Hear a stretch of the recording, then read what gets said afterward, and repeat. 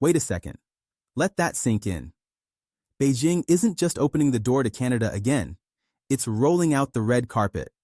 Mark Carney isn't being invited as another Western leader passing through for polite meetings and stiff photos.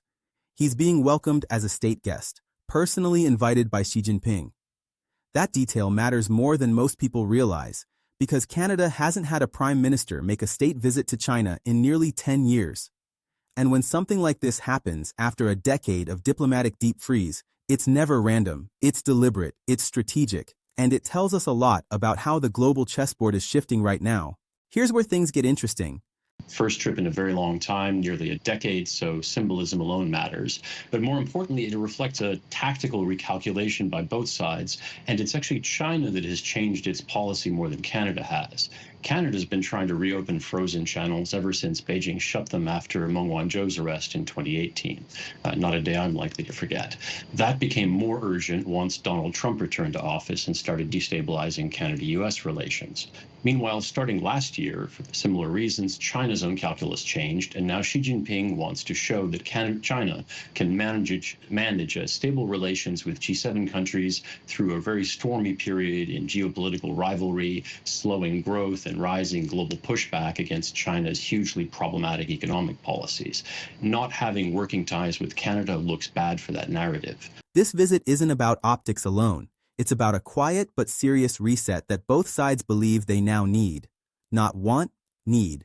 China is signaling that it sees Mark Carney as something rare in today's political environment, steady, pragmatic, and predictable, especially after watching how he handled pressure from Donald Trump without turning every disagreement into a spectacle. From Beijing's point of view, that restraint isn't weakness, it's reliability.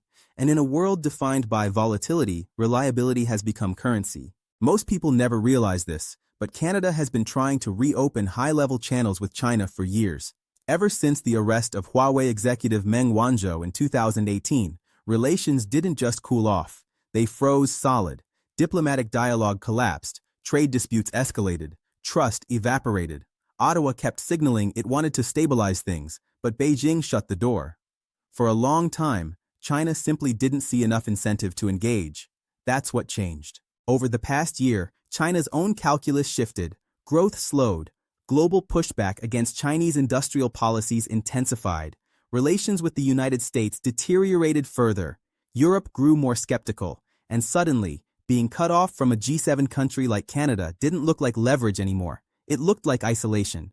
From Beijing's perspective, re-engaging Canada helps reinforce a crucial narrative that China can still manage stable, functional relationships with advanced economies, even during a period of rivalry and global tension.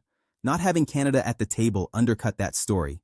And China has been watching Mark Carney closely. How he handled tariff threats from Washington. How he refused to be bullied while avoiding unnecessary escalation. How he leaned into multilateral engagement instead of pulling inward. In my view, that's what made this invitation possible. Not trust. Trust hasn't magically returned, but necessity, strategic necessity on both sides. Let's be honest about the history here. Canada-China relations over the past decade have been bruising. The Huawei case, the detention of Canadian citizens in China, trade retaliation, agricultural tariffs, mutual suspicion at nearly every level of government. This relationship wasn't strained, it was paralyzed. Carney's visit doesn't erase that, but it does something just as important. It reopens channels that had been completely shut. And diplomacy starts there. You can't manage conflict without conversation, and for years, that conversation simply wasn't happening at the highest level. Now it is. For Canadian canola farmers, this visit isn't theoretical, it's personal. China's tariffs on canola didn't just dent trade statistics, they hit family farms. They rippled through rural economies. Entire communities felt the impact. And while no one expects dramatic announcements overnight, the stakes couldn't be clearer. Beijing has repeatedly hinted that tariffs are not permanent, they're leverage, and leverage can be adjusted if the political conditions change. Carney understands that. So does China. But canola is only part of the equation. The real pressure point, the one nobody can dance around, is electric vehicles. Canada imposed tariffs on Chinese EVs, partly under pressure from the United States. More recently, Canada slapped a tariff on Chinese electric vehicles. China responded with a tariff on canola.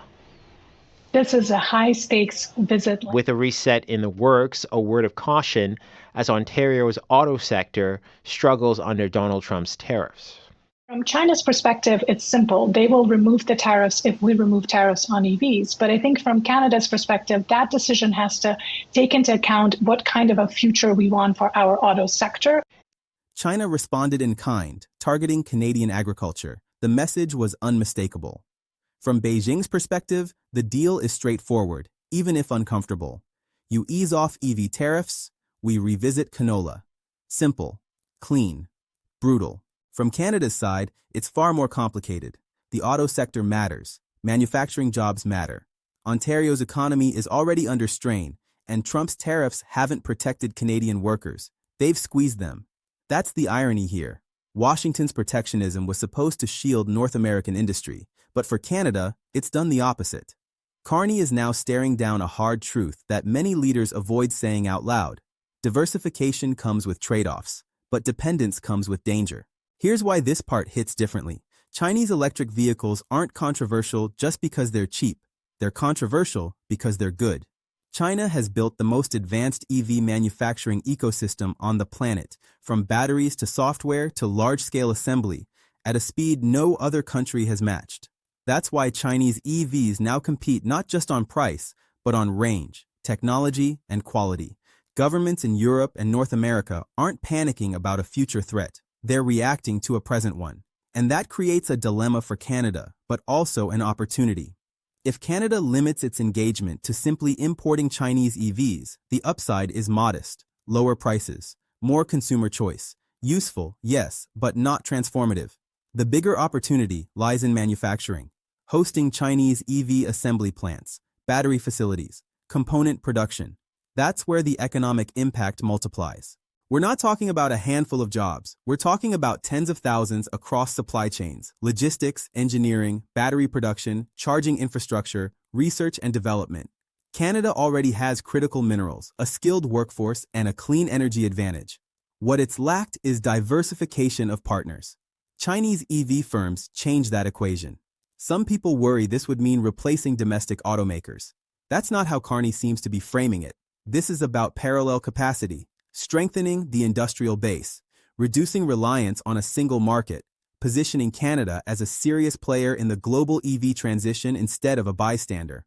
Of course, this would require safeguards, labor standards, environmental rules, national interest protections. But done right, it turns a trade dispute into an industrial strategy. And this is why the timing matters so much. The global EV race isn't slowing down. Supply chains are being locked in now. Manufacturing hubs are being decided now. Waiting has a cost. Carney knows that, Beijing knows that, and Washington definitely knows that. For decades, Canada relied overwhelmingly on the United States. Energy, autos, agriculture. More than 95% of Canada's energy exports still flow south. That model worked until it didn't. Trump made the risks of that dependence painfully obvious. Tariffs can come overnight. Threats can escalate instantly. Stability can disappear with a single press conference. Carney has been explicit about this. Canada needs options. China is not the solution to everything, but it is part of the solution. As Canada's second-largest trading partner, pretending China doesn't matter isn't principled realism. It's self-sabotage. What makes this visit different is tone. There's no talk of a golden era, no illusions of instant trust, no abandonment of Canadian values or sovereignty.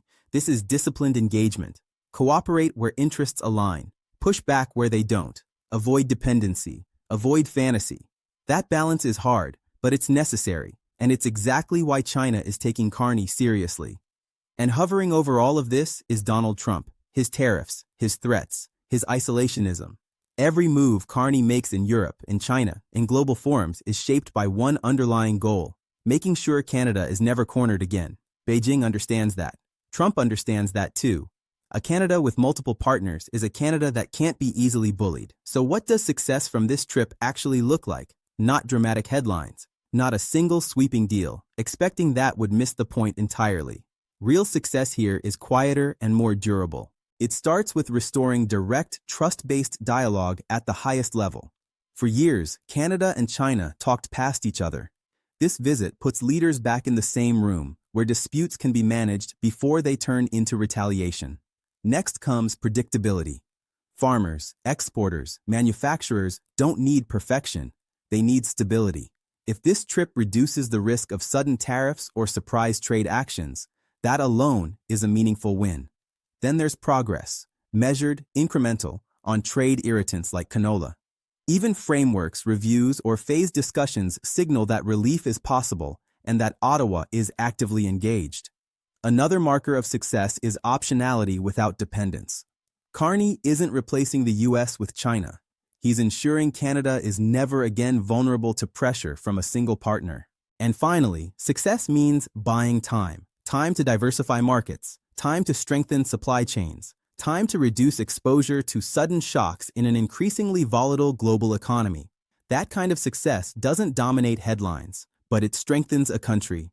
Mark Carney's visit to China is historic, not because it fixes everything, but because it acknowledges reality.